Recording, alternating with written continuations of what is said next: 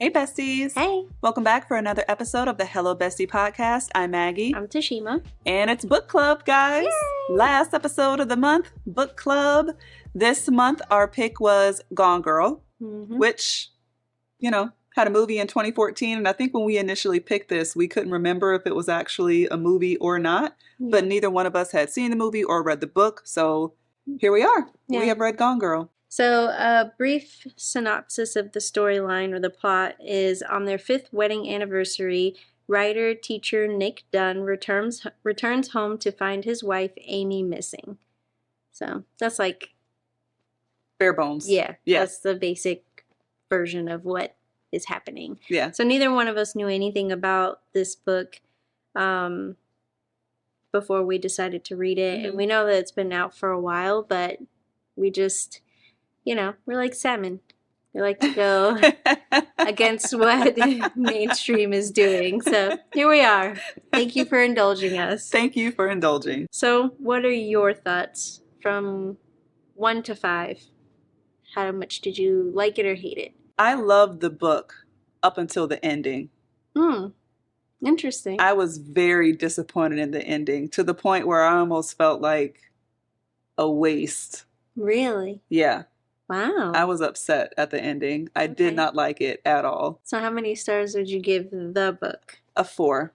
Okay. Yeah. Would have been a 5 had not been for that ending. Okay. Yeah. What about you? I would give it a solid 4 as well. I was okay with the ending. I think for me, I gave it a 4 because it took a hot minute for things to really get going. It took a really long time. I think by, where was I? We did the audio, and I think this was a 20-hour audio book. Yeah. I mean, it was definitely, we're 12 hours in before things really started to kind of get into motion, which is a long time in terms of like audiobook time. Right. So, yeah. It came in 3 parts, and I think the first sentence of part 2 was when it was like, when it got real. But to your point. What do you mean? Give the first sentence of, I don't remember parts. Yeah, there was part 1, part 2, part 3. Oh. Yeah. I don't remember that part. Part 2 was when it switched from Amy, like initially the part 1 was Nick telling the story, and then you had Amy's diary entries. Oh, yeah, So part 2 is when it switched to Amy. She's now telling her side of the story as opposed to you only getting the diary entries from her. Yeah, and I think that was like, let's see. It took a while. Yeah, it was 10. I wrote 10 hours in, and we find out. Yeah. 10 hours in, and I was like, wow, that was a long wait. It was a very long wait. Yeah. So, tell me your thoughts. Okay, so I like the basic premise of it. I will say in the beginning, I thought it was, I enjoyed the writing style because it seemed very apparent that, okay, he murdered her, because there were comments that were made throughout like, oh, I can see my wife's, blood on the floor and her head bashed in. So it gave you the illusion of, okay, he clearly murdered his wife. This is just going to go into long detail about how and why he did it. And then it got to a point to where, oh, snap, he didn't. And then I just think like how he was viewed publicly, of his reaction to how everything was happening and how he would smile at inopportune times and do things like that. I like the twist that I got when you found out that she is not who she portrayed herself to be in the diary entries. I think the level of psychosis was wild, amazing, but extremely impressive. Yeah. And amazing. Like to be able to go back and do all of those journal entries and making sure that it lined up with things that actually happened. Like the level of commitment you have to applaud. Yeah. Like the patience, and I think is impressive. So basically, if the besties have not seen the movie, and I don't know how good of a correlation the movie is to the book, just speaking from the book, It appears that his wife has disappeared on their 5-year anniversary. As you continue reading, you come to find out that he had an affair. So, like, kind of all these things are lining up to give him valid motive. He doesn't appear to be apologetic in the press. He doesn't appear to be really upset about his wife's disappearance. And he also referred to her in the past tense a couple of times where other people heard. So it was just really giving that he did this to her. He basically does a drunken interview with someone and turns around public opinion at that point. And like Tashima said, about 10 hours in, you find out that he didn't do anything to her. She has orchestrated this whole thing. She made diary entries of kind of like I'm not going to say she made herself a battered wife per se, but then she did because she tried to make it seem like he poisoned her, and she came off very much like, I just love my husband so much. I want it to work, and I just want us to get back to how we were. And she would do these scavenger hunts on their anniversary every single year. And she found out through following him that he was having an affair. So her last scavenger hunt that she did on the 5-year anniversary basically took him to places where he had actively slept with this girl, and all of her clues were kind of like little FUs. I will say, it would be really cool to be taken on a scavenger hunt like that. I love the idea of a cute little rhyme, and then I go to this place in the city and look under, not, purposes of that, but I think that idea is very cool to like come up with a rhyme that makes sense to this thing. But I don't know. I thought the book was good. I thought it took too long, and that's one of the reasons why I was so upset at the ending, because I just felt like the ending happened so fast. Like, you drug out all of this, and then now in the ending, that's just it. And I think what bothered me more was that I saw there were 44 minutes left when she dropped the last bombshell, and then it just cut off. In the last part of the audiobook was the author explaining alternate endings, or just not alternate endings, but just more detail, more scenes that didn't make it to the actual book. So then I was really thinking, okay, well, we got another 45 minutes. Like, let's see how this ends. And it just abruptly ended. So I would have been more happy with him actually choking her out and killing her, and then him spending time in jail. But while he was killing her, I remember being like, no, man, don't. Now you're going to go down for this. And like, this was all her fault and stuff. So then it's like her just saying that she's pregnant, and then him telling his sister, go, and her crying and being like, this wasn't what I had pictured, and him calling the cop, and the cop just kind of being like, oh, good luck to you and your baby. And then the baby's due tomorrow. Wish he wouldn't have said that. Don't have anything else to say, but I think I should get the last word, and that be it. So it just felt like you murdered a man. You orchestrated your own murder, which she did perfectly, by the way. Yeah. Kudos to her. That part just reeked of white privilege. I'm sorry. That's all I could think about at the end. I felt like at the end that could have happened to anyone, and then that ending made me feel like only a white woman can get away with something like that. It was just, that's how I felt about the ending. The whole time, for some reason, I didn't picture Amy as a blonde. I just pictured her as a redhead. And I really don't know why. I could not, every time they talked about little blonde hairs that she planted here and there and all of that stuff, like rolling around in the trunk and then finding 3 long hairs from before she cut her hair. I'm like, no, she's a redhead. I don't know why. It's just a redhead. Do you think redheads are crazies? No, I just pictured her as a redhead for some reason. So some of my theories in the very beginning was that Amy did another treasure hunt, and that she was at the end of the treasure hunt, but she basically died because he didn't get to her in time because he's so bad at them. This was obviously in the very beginning. Yeah. And then I also was like, why is Amy so delusional and accommodating in the beginning, and just, like, then being dismissive of how, and then being upset about how dismissive he was, when in the beginning she's like, everything's fine. It's okay that he didn't show up to dinner with my friends. You didn't miss anything. You would have hated it. But then turning around and then being bitter. But then obviously we know now that all of that was just one big facade. And then her journal quizzes are just like the ones that her parents put in the book. I found those annoying. I left my journal at home, but I wrote down they're annoying. This, B, this, D, this, which I think is very interesting that her career was personality quizzes or relationship quizzes when her parents put quizzes in their books. Yeah. Like, I felt like that all just kind of came full circle.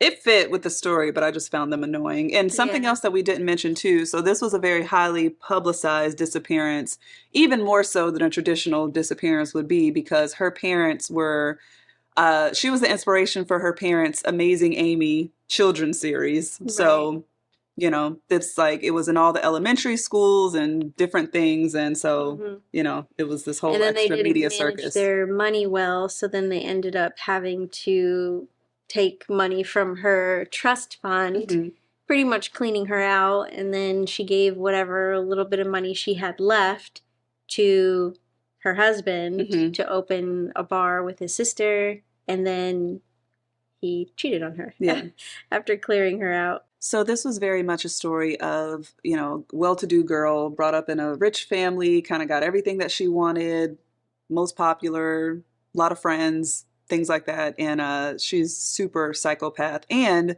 another interesting twist they had too, she had kind of made claims throughout her life that a best friend of hers in middle school was trying to play like the best friend that was in the children's books. And she convinced this friend to, what did she do to her mom? Like run up to her mom and say something. Her. Yeah, like, I'm going to replace Amy. And an ex-boyfriend that she had, she said that he was stalking her and that he tried to like he was obsessed with her. Yes, he tried to guy who unalive himself in her dorm room bed, essayed, and yeah, she claimed that someone essayed her when they didn't, and the police had looked into these people, but as a result of Amy kind of mind screwing them, their lives were not going as planned. So they didn't have any credibility. So yeah, you just learned that she just went through life. She was very patient. Playing with people like they're checkers pieces. And the husband even made a comment like, let me explain to you the type of person that my wife is. There was a guy, they were driving in traffic, that had cut her off and done something to her. And they had one of those signs on the car that basically said, how am I doing? How's my driving? She called and complained on that guy, gave them the license plate and everything. And the husband said that 2 months later, he walked into the bedroom and she was calling that person, like calling the company again to complain on that same person, that same license plate.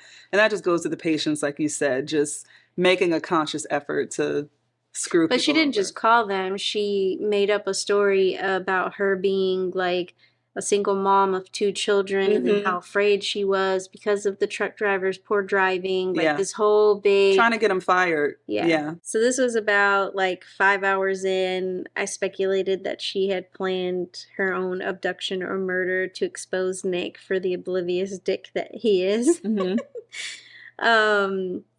At 6 hours and 41 minutes, it basically is exposed that he was a cheater. From the moment that he mentioned having a little burner phone, it was very obvious. Yeah, right, like, right. Same thing. It was like, what else were you using this for? Just a little bit.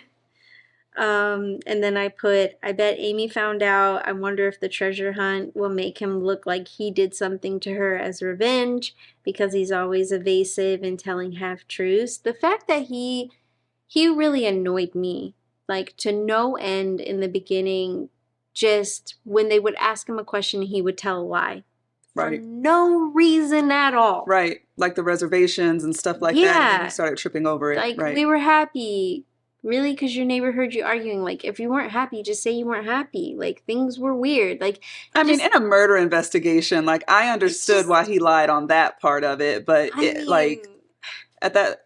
It always comes out. They're going to talk to the most random people. Yeah. No, you should tell the truth, but I understand. But, like, that was my 11th lie. It wasn't the first, but stupid stuff. No, it was raining. Really? Because it was, like, he was just telling lies about really stupid dumb stuff, things that didn't make sense. Then about 10 hours in, we find out that she was lying. And I knew it. And then one of my favorite quotes from her, is so inappropriate, but it's so funny. So this is at the point where you hear her side of the story in her own voice, no longer the Journal Amy. Journal Amy was very annoying. Like, she was so obnoxious, but I mean, it makes sense now. Because you don't really know that that's not her actual thoughts until you find out that she's lying. Yeah. But she wrote, I've smelled her twat on his fingers as he slips into bed.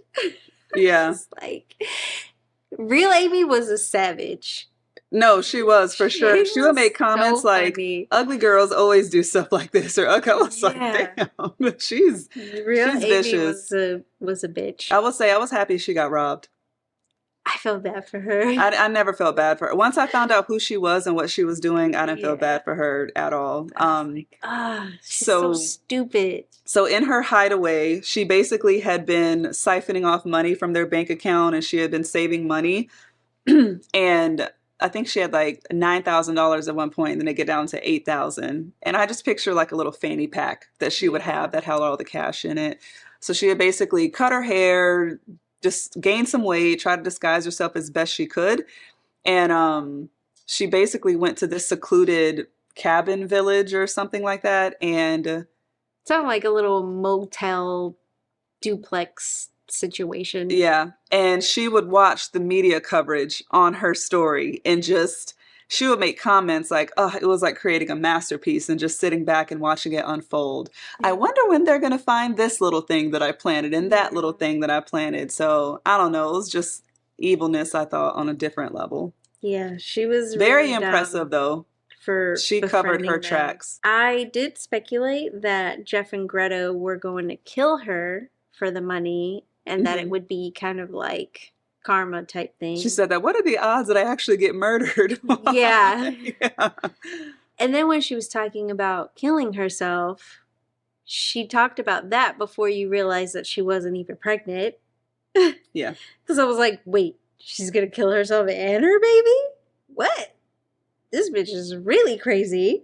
That was the first thing I said. It was crazy. I'm like, so you're going to go through all of this just so you can see him go to jail, and then you're going to off yourself? Yeah.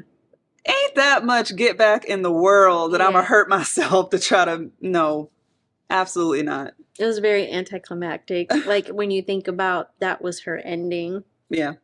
When she, I wrote, let's see, I said, Desi handing Amy the two $20 bills, that was the moment Amy realized she fucked up. Yeah, that was. Like, she's like, he pressed them into my palm.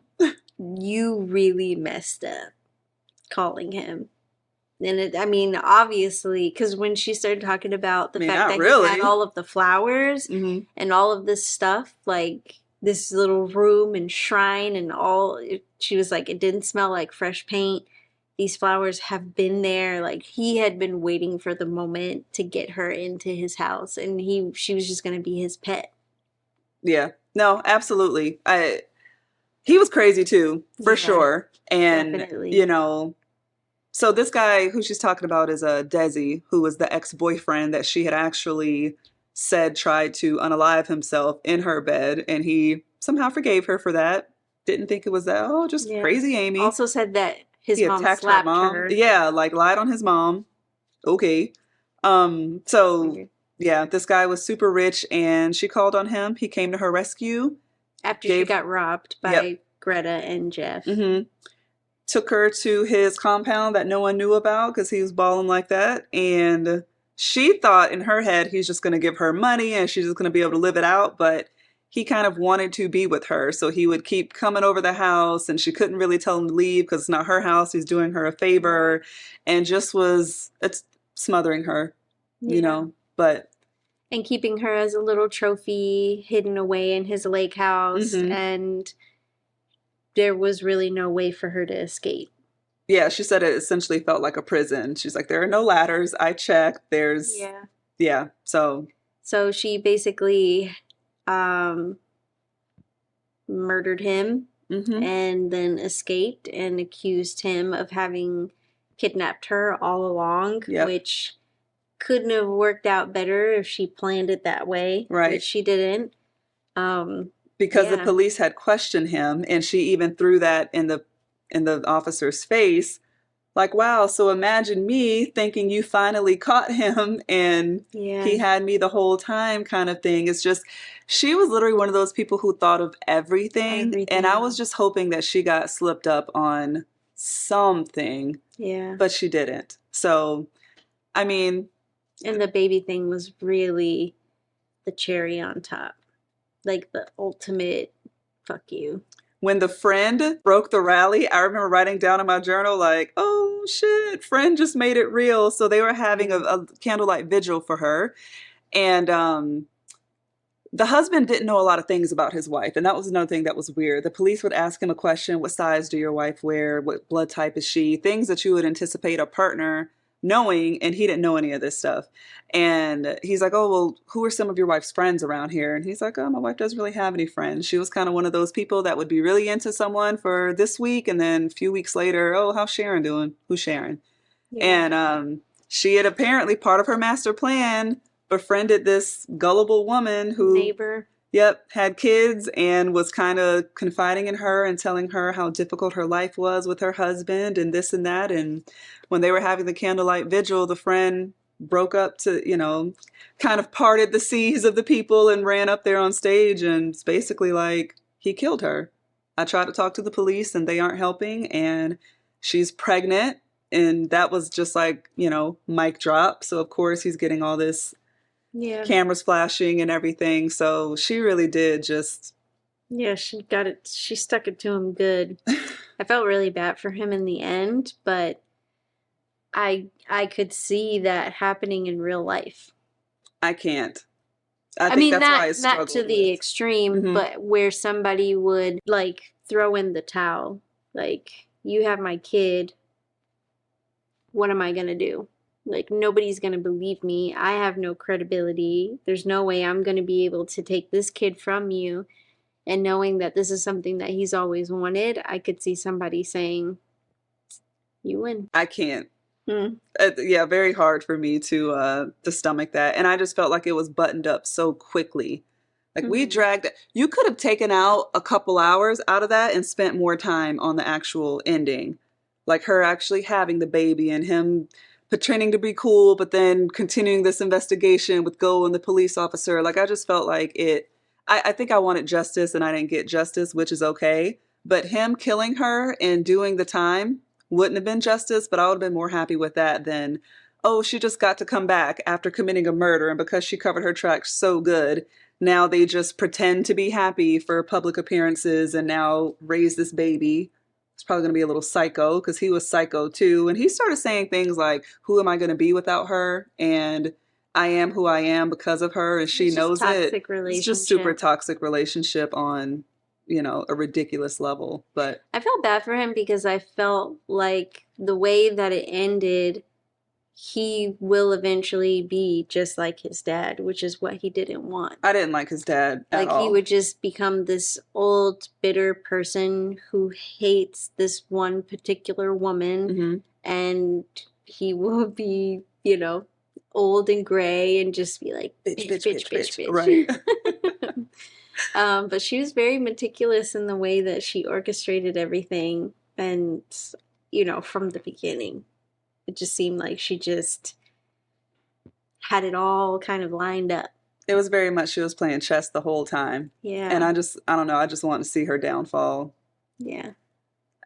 I just want to see her downfall so bad because that's just manipulation on a whole different level. It is. And it It's felt like, impressive. I understand you being upset that he cheated on you, but I didn't like when she's like, oh, you have to try to pretend to be the cool girl.